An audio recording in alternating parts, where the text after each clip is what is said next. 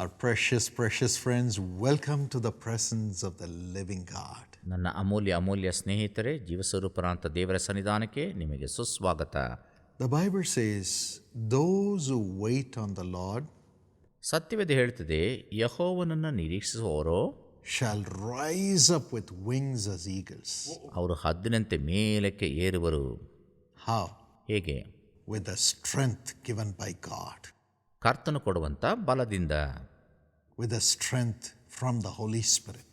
ಪರಿಶುದ್ಧಾತ್ಮನು ಕೊಡುವ ಬಲದಿಂದ. Isaiah 40, 30 and 31 ಯೆಶಾಯ 40, 30 ಮತ್ತು 31 says so. ಆ ರೀತಿ ಹೇಳುತ್ತದೆ. And Acts 1:8 says, ಅಪೊಸ್ತಲ ಕೃತ್ಯ 1:8 ಹೇಳುತ್ತದೆ, when the Holy Spirit is come upon you, ಪರಿಶುದ್ಧಾತ್ಮ ನಿಮ್ಮ ಮೇಲೆ ಬರುವಾಗ you will receive power to be my witnesses. ನೀವು ಬಲವನ್ನು ಹೊಂದುವಿರಿ ಮತ್ತು ನನ್ನ ಸಾಕ್ಷಿಯಾಗಿರುವಿರಿ. Yes, as we witness God's love and compassion, ದೇವರ ಪ್ರೀತಿ ಮತ್ತು ಕನಿಕರವನ್ನು ನಾವು ಸಾಕ್ಷಿ ರೂಪದಲ್ಲಿ ಹೇಳುವಾಗ the demon powers tremble and fall. ದುರಾತ್ಮಗಳು ಹೆದರಿ ನಡುಗಿ ಕೆಳಗೆ ಬೀಳುತ್ತವೆ. If you read Mark chapter 5 and verse 8, mark 5:8 ನೀವು ಓದಿ ನೋಡುವುದಾದರೆ, after Jesus delivered the man who was demon possessed in the place called Gergesenes, ಗೆರ್ಗೆಸೀನ್ ಎಂಬುದಾಗಿ ಹೇಳುವಂಥ ಪ್ರದೇಶದಲ್ಲಿ ದೆವ್ವಪೀಡಿತ ವ್ಯಕ್ತಿಯನ್ನು ದೇವರು ಬಿಡುಗಡೆ ಮಾಡಿದಾಗ, he came and sat by Jesus. ಆತನು ಬಂದು ಯೇಸುವಿನ ಬಳಿ ಕುಳಿತುಕೊಂಡನು. His mind became clear. ಆತನ ಮನಸ್ಸು ತಿಳಿಯಾಯಿತು. All the demons that were in him got into the 2,000 swines and they perished. ಅವನಲ್ಲಿದ್ದಂಥ ಸಾವಿರಾರು ದೆವ್ವಗಳು ಅಲ್ಲಿದ್ದಂಥ 2,000 ಹಂದಿಗಳಲ್ಲಿ ಹೊಕ್ಕವು. And this man was dressed properly. ಇವನು ಚೆನ್ನಾಗಿ ಬಟ್ಟೆ ಹಾಕಿಕೊಳ್ಳಲಿಕ್ಕೆ ಸಿದ್ಧನಾದ. But the people of the city came and saw that and they feared. ಆದರೆ ಅಲ್ಲಿದ್ದಂಥ ಪಟ್ಟಣ ಜನರು ಬಂದು ಇವನನ್ನು ನೋಡಿ ಹೆದರಿಕೊಂಡರು. And it was time for Jesus to go. ಯೇಸು ಹೋಗುವಂಥ ಸಮಯವದು. The man who was delivered from the evil spirit said, Jesus, I want to come with you. ದುರಾತ್ಮಗಳಿಂದ ಬಿಡುಗಡೆ ಹೊಂದಂಥ ವ್ಯಕ್ತಿ ಹೇಳಿದ, ಯೇಸುವೆ, ನಾನು ನಿನ್ನ ಜೊತೆ ಬರಬೇಕೆಂಬುದಾಗಿ. But Jesus said, ಆದರೆ ಯೇಸು ಹೇಳಿದ, go back to your family. ನೀನು ಹಿಂತಿರುಗಿ ನಿನ್ನ ಕುಟುಂಬಕ್ಕೆ ಹೋಗು. Go back to your people. ನಿನ್ನ ಜನರೊಂದಿಗೆ ನೀನು ಸೇರಿಕೋ. And share what God has done for you. ದೇವರು ನಿನಗೇನು ಮಾಡಿದ್ದಾನೆ ಅದರಲ್ಲಿ ಹಂಚಿಕೋ. Share how the Lord was gracious to you and delivered you from the hands of the devil. ಈ ದುರಾತ್ಮನ ಕಾರ್ಯಗಳಿಂದ ದೇವರು ಹೇಗೆ ನಿನ್ನನ್ನು ಬಿಡುಗಡೆ ಮಾಡಿದ ಅದನ್ನು ಜನರ ಮಧ್ಯದಲ್ಲಿ ನೀನು ಸಾರು ಎಂಬುದಾಗಿ ಹೇಳಿದರು. Share how he brought you out of the tombs where you were crying as a madman and made you sit with everybody beautifully dressed. ಹುಚ್ಚನಂತೆ ನೀನು ಗವಿಯಲ್ಲಿದ್ದಂಥ ಆ ಸಂದರ್ಭವನ್ನು ನೆನಪು ಮಾಡಿಕೊಂಡು ಈಗ ದೇವರು ನಿನ್ನ ಹೇಗೆ ಬಿಡುಗಡೆ ಮಾಡಿದ್ದಾನೆ ಅದನ್ನು ನಿನ್ನ ಜನರ ಮಧ್ಯದಲ್ಲಿ ನೀನು ಸಾಕ್ಷಿ ಹೇಳು ಹೋಗು ಎಂಬುದಾಗಿ ದೇವರು ಕಳಿಸಿದನು.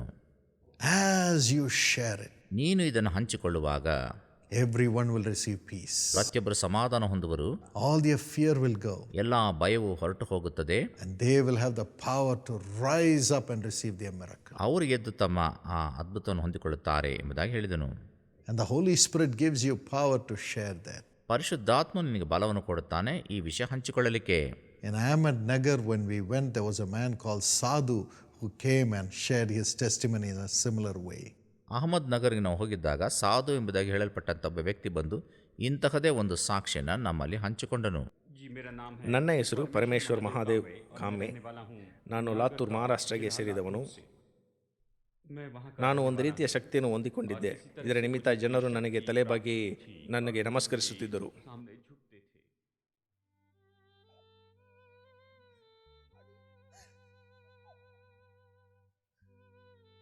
ಜನರು ನನ್ನ ಹತ್ತಿರ ಬರುತ್ತಿದ್ದರು, ನನ್ನನ್ನು ಸಂಧಿಸುತ್ತಿದ್ದರು ಮತ್ತು ನಾನು ಅವರಿಂದ ನನ್ನ ದುಷ್ಟಾತ್ಮನ ಬಲದಿಂದ ಅವರ ದುಷ್ಟಾತ್ಮವನ್ನು ನೀಗಿಸುತ್ತಿದ್ದೆ. ಮತ್ತೊಂದು ಸಾರಿ ಡಾಕ್ಟರ್ ಪಾಲ್ ದಿನಕರನ್ ಅವರು ಔರಂಗಾಬಾದ್ಗೆ ಬರುತ್ತಿದ್ದಾರೆ ಎಂಬುದನ್ನು ನಾನು ನೋಡಿದೆ. ಆ ಕೂಟದ ವಿವರ ನನಗೆ ಗೊತ್ತಾಯಿತು. ನಾನು ಆ ಸ್ಥಳಕ್ಕೆ ಬಂದೆ. ಆ ಸ್ಥಳದಲ್ಲಿ ಡಾಕ್ಟರ್ ಪಾಲ್ ದಿನಕರನ್ ಅವರು ದೇವರ ಸಂದೇಶವನ್ನು ನೀಡುತ್ತಿದ್ದರು. ನಂತರ ಅವರು ಪ್ರಾರ್ಥಿಸಲು ಆರಂಭಿಸಿದರು. ಆ ಸಮಯದಲ್ಲಿ ಅವರಂದರು, ಪರಮೇಶ್ವರ್, ಪರಮೇಶ್ವರ್, ದೇವರು ನಿನ್ನನ್ನು ಮುಟ್ಟುತ್ತಿದ್ದಾನೆ, ನಿಮ್ಮ ಜೀವನ ಮಾರ್ಪಾಡು ಹೊಂದಿದೆ ಎಂಬುದಾಗಿ. ಆ ಸಮಯದಲ್ಲಿ ನಾನು ಬಹಳ ಪಶ್ಚಾತ್ತಾಪ ಪಟ್ಟೆ ಮತ್ತು ನಾನು ಅಳುತ್ತಾ ಇದ್ದೆ. ದೇವರು ನನ್ನ ಜೀವನವನ್ನು ಬದಲಾಯಿಸಿದನು, ನನ್ನ ಕುಟುಂಬ ಸದಸ್ಯರ ಜೀವನವನ್ನು ಬದಲಾಯಿಸಿದನು. ಇಂದು ದೇವರು ನನಗೆ ಸಂತೋಷವನ್ನು ನೀಡಿದ್ದಾನೆ. Let's see how God called his name in Aurangabad. ಬನ್ನಿರಿ, ಹೇಗೆ ಯೇಸು ಇವರ ಹೆಸರನ್ನು ಔರಂಗಾಬಾದ್ನಲ್ಲಿ ಕರೆದನು ನೋಡೋಣ. Let their minds and heart open to Jesus. ಅವರ ಹೃದಯ ಮನಸ್ಸು ಯೇಸುವಿಗೆ ತೆರೆಯಲಿ. Forgives us from all sin. ಆತನು ನಿಮ್ಮನ್ನು ಎಲ್ಲ ಪಾಪಗಳಿಂದ ಬಿಡುಗಡೆಗೊಳಿಸುತ್ತಿದ್ದಾನೆ. Makes us right with God as the children of God. ಮತ್ತು ನಿಮ್ಮನ್ನು ಸರಿಪಡಿಸಿ ಆತನು ಮಕ್ಕಳಾಗಿ ಮಾಡುತ್ತಿದ್ದಾನೆ. Parameshwar, God touched you. ದೇವರು ನಿನ್ನನ್ನು ಮುಟ್ಟಿದ್ದಾನೆ. Thank you, Jesus. Shall we clap our hands and give Jesus all the glory? ಬನ್ನಿರಿ, ಎಲ್ಲರೂ ಚಪ್ಪಾಳೆ ತಟ್ಟಿ ದೇವರಿಗೆ ಸ್ತೋತ್ರವನ್ನು ಸಲ್ಲಿಸೋಣ. His whole life has changed. ಆತನ ಜೀವನ ಪರಿಪೂರ್ಣವಾಗಿ ಮಾರ್ಪಾಡು ಹೊಂದಿದೆ. My precious friend, you heard how this dear brother was totally transformed and he testified about God's power. ನನ್ನ ಅಮೂಲ್ಯ ಸ್ನೇಹಿತರೆ, ದೇವರು ಈ ಪ್ರಿಯ ಸಹೋದರನ ಹೇಗೆ ರೂಪಾಂತರಗೊಳಿಸಿ ಅವರನ್ನು ಆಶೀರ್ವದಿಸಿದೆಂಬುದಾಗಿ ಅವರ ಸಾಕ್ಷಿ ಮುಖಾಂತರವಾಗಿ ನೀವು ಕೇಳಿಸಿಕೊಂಡಿದ್ದೀರಿ. And God made him a blessing to thousands and lakhs of people. ಲಕ್ಷಾಂತರ ಜನರಿಗೆ ದೇವರು ಇವರನ್ನು ಆಶೀರ್ವಾದವಾಗಿ ಇಟ್ಟಿದ್ದಾನೆ. Yes, God wants to lift you up. ಹೌದು, ದೇವರು ನಿಮ್ಮನ್ನು ಉನ್ನತಿ ಕೊಂಡೊಯ್ಯಲು ಬಯಸುತ್ತಾನೆ. He says, he or she who honors me, I will honor. ನನ್ನನ್ನು ಸನ್ಮಾನಿಸುವ ಆತನಾಗಲಿ ಆಕೆಯಾಗಲಿ ನಾನು ಅವರನ್ನು ಸನ್ಮಾನಿಸ್ತೇನೆ. God did it for me ದೇವರು ಅದನ್ನು ನನಗೆ ಮಾಡಿದನು as a young person, ಯವನಸ್ಥನಾಗಿದ್ದಾಗ, and he will do it for you. ಆತನು ಅದನ್ನು ನಿಮಗೂ ಮಾಡುತ್ತಾನೆ. Even today, you may have received so many miracles through the Jesus Calls ministry. ಯೇಸು ಕರೆತಾನೆ ಸೇವೆ ಮುಖಾಂತರವಾಗಿ ಇಂದು ಸಹ ನೀವು ಬೇಕಾದಷ್ಟು ಆಶೀರ್ವಾದವನ್ನು ಹೊಂದಿರಬಹುದು. Go to a prayer tower and share your testimony with one of the prayer intercessors and tell them, send it to Brother Paul. ಪ್ರಾರ್ಥನಾ ಗೋಪುರಕ್ಕೆ ಹೋಗಿ ಅಲ್ಲಿ ಪ್ರಾರ್ಥನಾ ವೀರರಿರ್ತಾರೆ, ಅಲ್ಲಿ ಹೋಗಿ ನಿಮ್ಮ ಸಾಕ್ಷಿಯನ್ನು ಕೊಟ್ಟು ಅವ್ರಿಗೆ ಹೇಳ್ರಿ, ಇದನ್ನು ಡಾಕ್ಟರ್ ಪಾಲ್ ದಿನಕರ್ ಅವರಿಗೆ ಕಳಿಸಿ ಎಂಬುದಾಗಿ ಅವರು ಕಳಿಸ್ತಾರೆ. And your testimony will comfort millions of people. They will receive miracle. ನಿಮ್ಮ ಸಾಕ್ಷಿ ಲಕ್ಷಾಂತರ ಜನರಿಗೆ ಆದರಣೆ ಪ್ರೋತ್ಸಾಹ ನೀಡುತ್ತದೆ. ಅವರು ಸಹ ಅದರಿಂದ ಉತ್ಸಾಹಗೊಂಡು ಪ್ರಾರ್ಥಿಸುತ್ತಾರೆ. And God will bless you abundantly. ದೇವರು ನಿಮ್ಮನ್ನು ಅಪರಿಮಿತವಾಗಿ ಆಶೀರ್ವದಿಸುತ್ತಾನೆ. Even in my life, ನನ್ನ ಜೀವಿತದಲ್ಲೂ ಸಹ after the Lord transformed me, ಕರ್ತನು ನನ್ನನ್ನು ಮರುರೂಪಗೊಳಿಸಿದ ನಂತರ the first thing the Lord asked me was to share what happened in my life. ನನ್ನ ಜೀವಮಾನದಲ್ಲಿ ಏನು ಸಂಭವಿಸ್ತೋ ಅದನ್ನು ಹೇಳು ಎಂಬುದಾಗಿ ಪ್ರಪ್ರಥಮವಾಗಿ ದೇವರು ಹೇಳುವಂತೆ ನನ್ನನ್ನು ಮಾಡಿದ. I was living in sin, filled with bad habits in the college in the first year. ನಾನು ಕಾಲೇಜ್ ಪ್ರಥಮ ವರ್ಷದಲ್ಲಿಯೇ ಕೆಟ್ಟ ಅಭ್ಯಾಸಗಳಲ್ಲಿ ಸೇರಿಕೊಂಡು ನಾನು ಕೆಟ್ಟು ಹೋಗಿದ್ದೆ. But then during the holidays, the Lord touched my life and changed me. ಆದರೆ ರಜೆ ಕಾಲದಲ್ಲಿ ದೇವರು ನನ್ನನ್ನು ಮುಟ್ಟಿ ಪರಿಪೂರ್ಣವಾಗಿ ಬದಲಾಯಿಸಿ ಬಿಟ್ಟಿದ್ದನು. I went back to the same college, ಅದೇ ಕಾಲೇಜಿಗೆ ಹಿಂತಿರುಗಿ ಹೋದೆ. started my second year. ಮತ್ತೆ 2ನೇ ವರ್ಷ ಆರಂಭಿಸಿದೆ. All my bad habits had gone away. ಎಲ್ಲ ಕೆಟ್ಟ ಅಭ್ಯಾಸಗಳು ಬಿಟ್ಟು ಹೋಗಿದ್ದವು. I attended every hour, every class. ಪ್ರತಿಯೊಂದು ಕ್ಲಾಸನ್ನು ನಾನು ಅಟೆಂಡ್ ಮಾಡಿದೆ. Started doing well in my tests. ಟೆಸ್ಟ್ಗಳಲ್ಲಿ ಚೆನ್ನಾಗಿ ಮಾಡಲು ಆರಂಭಿಸಿದೆ. And sat at the first table. ನಾನು ಮೊದಲನೇ ಟೇಬಲ್ ಕುಳಿತುಕೊಳ್ಳ ಆರಂಭಿಸಿದೆ. Concentrated in the mission of studying. ವಿದ್ಯಾಭ್ಯಾಸವನ್ನು ಓದುವುದರಲ್ಲಿ ನಾನು ಗ್ರಹಿಸಿಕೊಳ್ಳುವಂಥ ಸ್ಥಿತಿಗೆ ತಲುಪಿದೆ. My other classmates who were living in sin with me, ನನ್ನ ಜೊತೆ ಸಹಪಾಠಿಗಳಾಗಿದ್ದಂಥವರು, ಪಾಪದಲ್ಲಿ ಇದ್ದಂಥವರು, they said, Paul, what has happened? Pal ನಿನಗೇನಾಯ್ತು ಅಂತ ಕೇಳಿದರು. Why you have become a sadhu now? ಯಾಕೆ ಈಗ ನೀನು ಸಾಧು ಆಗಿದ್ದಿ? You're not enjoying the world which God has created for you, man. ದೇವರು ನಿನಗೆ ಸೃಷ್ಟಿ ಮಾಡಿ ಕೊಟ್ಟಂಥ ಈ ಲೋಕವನ್ನು ನೀನು ಅನುಭವಿಸ್ತಾ ಇಲ್ಲವಲ್ಲಪ್ಪ ಈಗ? I used that opportunity. ನಾನು ಅವಕಾಶವನ್ನು ಉಪಯೋಗಿಸಿಕೊಂಡೆ. Told them how Jesus changed. ಯೇಸು ನನ್ನನ್ನು ಹೇಗೆ ಮಾರ್ಪಾಡು ಮಾಡಿದ ಎಂಬುದಾಗಿ ಹೇಳಿದೆ. How he has given me peace. ಹೇಗೆ ಸಮಾಧಾನವನ್ನು ಆತನು ಕೊಟ್ಟನು. He has given me the strength to take up my studies and do it well. ನನ್ನ ವಿದ್ಯಾಭ್ಯಾಸವನ್ನು ನಾನು ಚೆನ್ನಾಗಿ ಓದಿ ಮುಗಿಸ್ಲಿಕ್ಕಾಗುವಂತೆ ಸಹಾಯ ನೀಡಿದ್ದನ್ನು ಹೇಳಿದೆ. And then the whole college opened.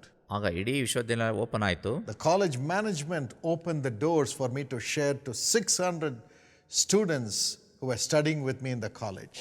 ನನ್ನೊಂದಿಗೆ ಕಾಲೇಜಲ್ಲಿ ಓದ್ತಾ ಇದ್ದಂಥ 600 ವಿದ್ಯಾರ್ಥಿಗಳಿಗೆ ನನ್ನ ಒಂದು ಅನುಭವ ಹಂಚಿಕೊಳ್ಳಲಿಕ್ಕೆ ಅವರು ನನಗೆ ಬಾಗಿಲು ತೆರೆದುಕೊಟ್ಟರು. And when I did that, God gave me the strength. ಅದನ್ನು ಮಾಡಿದಾಗ ದೇವರು ನನಗೆ ಬಲವನ್ನು ಕೊಟ್ಟನು. I passed all my exams. ಎಲ್ಲ ಪರೀಕ್ಷೆ ಪಾಸ್ ಮಾಡಿದೆ. In the same college at the convocation, I received a gold medal. ಕಾನ್ವೆಕೇಷನಲ್ಲಿ ಅದೇ ಕಾಲೇಜಲ್ಲಿ ನನಗೆ ಸುವರ್ಣ ಪದಕ ದೊರಕಿತು. And God made me fly as an eagle right in that college. ನಾನು ಅದೇ ಕಾಲೇಜಲ್ಲಿ ಹದ್ದಿನಂತೆ ಹಾರುವಂತೆ ದೇವರು ಮಾಡಿದನು. And gave me degrees one by one. ಒಂದೊಂದು ಪದವಿ ಮೇಲೆ ಒಂದೊಂದು ಪದವಿ ಕೊಟ್ಟನು. My MBA, my PhD in advertising and so on.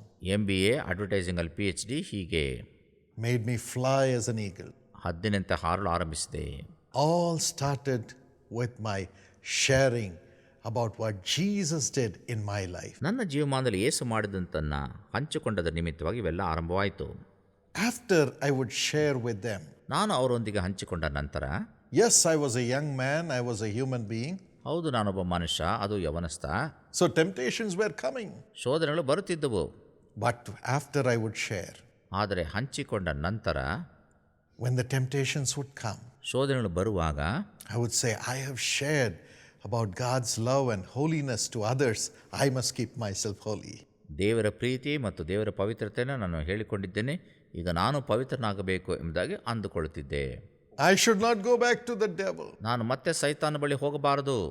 And I would cry, ನಾನು ಅಳುತ್ತಿದ್ದೆ, Lord, change me, ದೇವರೇ ಬದಲಾಯಿಸು, change me, ನನ್ನನ್ನು ಬದಲಾಯಿಸು, strengthen me. ನನ್ನನ್ನು ಬಲಪಡಿಸು. And he would make me fly in the spirit out of my temptation. ಮತ್ತು ನನ್ನ ಶೋಧನೆ ಮಧ್ಯದಲ್ಲಿ ಆತ್ಮದಲ್ಲಿ ಹಾರುವಂತೆ ಆತನು ಮಾಡುತ್ತಿದ್ದನು. And I would be able to break the barrier of all the temptations and have strength to get into God's plan to accomplish much and to do well in my studies. ನನಗೆ ಬರುವಂಥ ಎಲ್ಲ ಶೋಧನೆಗಳ ಮೇಲೆ ಜಯವನ್ನು ಪ್ರಾಪ್ತಿ ಮಾಡಿಕೊಂಡು ವಿದ್ಯಾಭ್ಯಾಸದಲ್ಲಿ ಉನ್ನತ ಸ್ಥಿತಿಯನ್ನು ಕಂಡು ನಾನು ಉನ್ನತಿಗೇರಲಿಕ್ಕಾಗುವಂತೆ ದೇವರು ಮಾಡಿದ. So share to everyone what Jesus has done for you. ಯೇಸು ನಿಮಗೆ ಏನು ಮಾಡಿದ್ದಾನೆ ಎಲ್ಲರ ಬಳಿ ಅದನ್ನು ಹಂಚಿಕೊಳ್ಳಿರಿ. That will give you the strength to fly high. ಅದು ನಿಮಗೆ ಮೇಲಕ್ಕೆ ಹಾರಲಿಕ್ಕೆ ಜಯವನ್ನು ಬಲವನ್ನು ಕೊಡುತ್ತದೆ. And as you share, ನೀವು ಅದನ್ನು ಹಂಚಿಕೊಳ್ಳುವಾಗ God will honor you for sharing his goodness. ಆತನ ಒಳಿತನ್ನು ಹಂಚಿಕೊಂಡಿದ್ದಕ್ಕೆ ದೇವರು ನಿಮ್ಮನ್ನು ಗೌರವಿಸ್ತಾನೆ.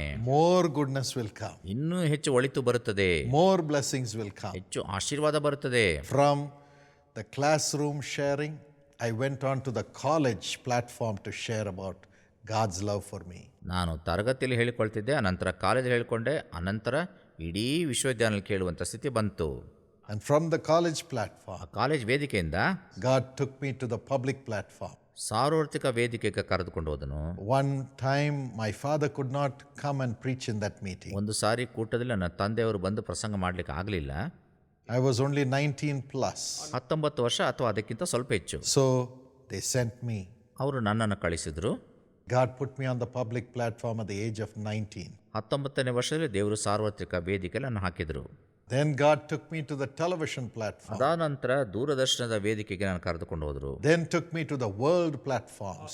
ಪ್ರಪಂಚದ ವೇದಿಕೆಗೆ ಅದಾದ ನಂತರ Then took me to the platforms of governance, the governments. ಸರ್ಕಾರದ ವೇದಿಕೆಗಳಲ್ಲಿ ಹಂಚಿಕೊಳ್ಳುವಂತೆ ಕರೆದುಕೊಂಡು ಹೋದರು. And the platform with the prime ministers. ಮತ್ತು ಪ್ರಧಾನಮಂತ್ರಿಗಳೊಂದಿಗೆ ವೇದಿಕೆ ಹಂಚಿಕೊಳ್ಳುವಂತೆ. That's how God will make you fly high as an eagle. ಇದೇ ರೀತಿ ದೇವರು ಹದ್ದಿನಂತೆ ನಿಮ್ಮನ್ನು ಉನ್ನತಕ್ಕೆ ಹಾರಿಸುವಂತೆ ಮಾಡುತ್ತಾನೆ. When you share what Jesus has done for you with everyone around you. ನಿಮ್ಮ ಸುತ್ತಮುತ್ತಲಿರುವಂಥ ಜನಗಳ ಮಧ್ಯದಲ್ಲಿ ಯೇಸು ನಿಮಗೆ ಮಾಡಿದ್ದನ್ನು ನೀವು ಅವರ ಬಳಿ ಹಂಚಿಕೊಳ್ಳುವಾಗ, And then live a holy life saying, I have shared about Jesus, now I must live a holy life and cry to God for holiness.